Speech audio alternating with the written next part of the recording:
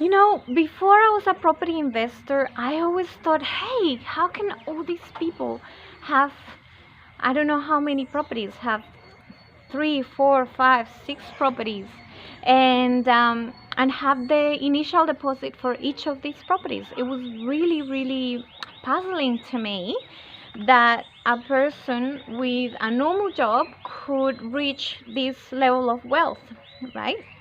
So I started investigating, I started studying, speaking to people, and it turns out that it's not that hard to build your property portfolio, right? So the first thing that you need to do is buy your first property, right?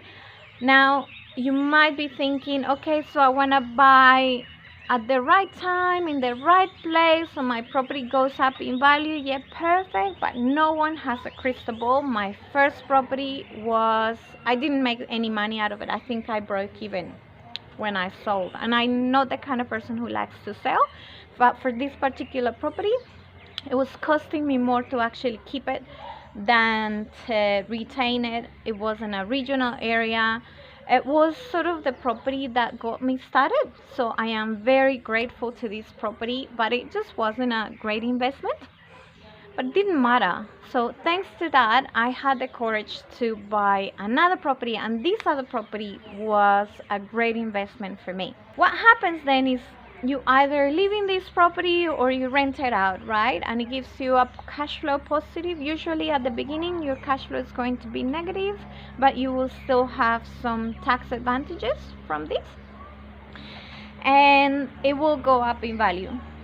So once the property goes up in value, you can take out a new loan, like a tiny little loan on top of the loan that you already have, and you will use this loan to buy your next property. And then you will have 2 properties going up in value, right? Then you take a little bit of this property once it goes up in value, and then you take a little bit of that, and then with that you buy your next property, right?